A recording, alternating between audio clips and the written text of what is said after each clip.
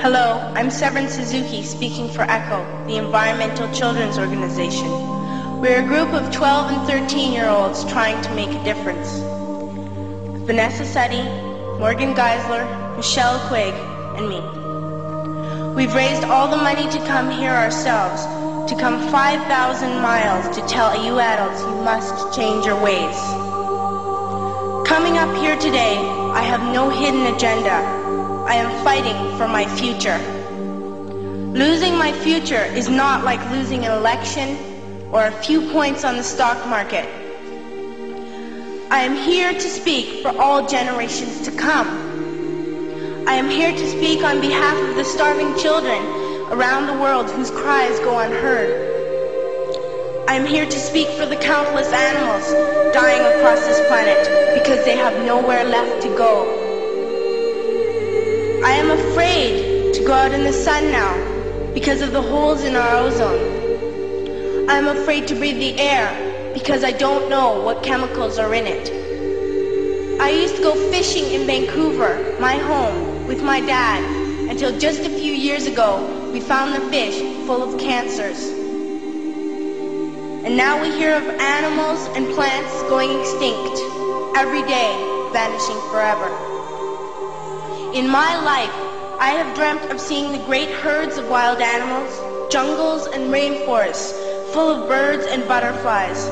But now I wonder if they will even exist for my children to see. Did you have to worry of these things when you were my age? All this is happening before our eyes, and yet we act as if we have all the time we want and all the solutions. I'm only a child and I don't have all the solutions. But I want you to realize, neither do you. You don't know how to fix the holes in our ozone layer.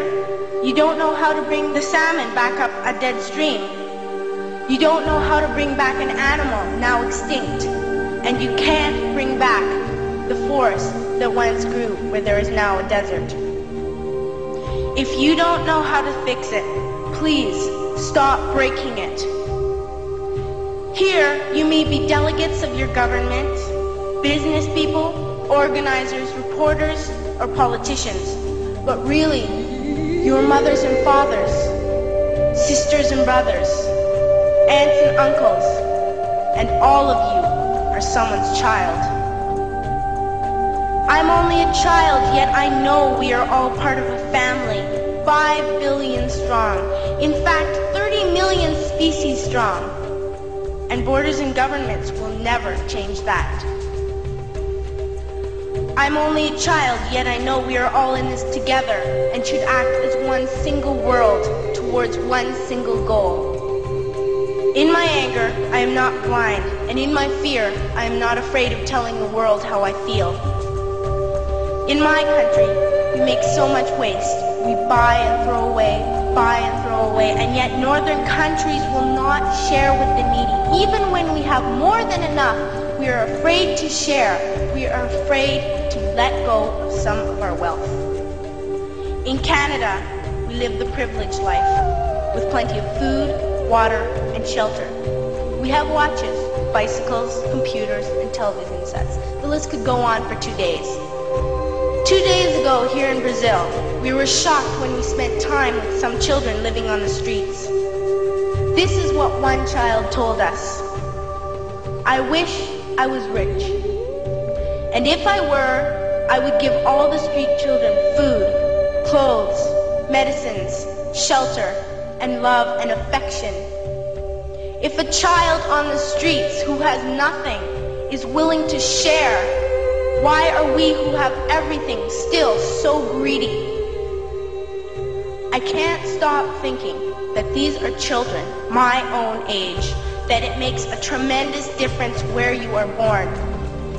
That I could be one of those children living in the favelas of Rio. I could be a child starving in Somalia, or a victim of war in the Middle East, or a beggar in India. I am only a child, yet I know if all the money spent on war was spent on finding environmental answers, ending poverty, and finding treaties, what a wonderful place this earth would be. At school, even in kindergarten, you teach us how to behave in the world. You teach us not to fight with others, to work things out, to respect others, to clean up our mess, not to hurt other creatures, to share, not be greedy. Then why do you go out and do the things you tell us not to do?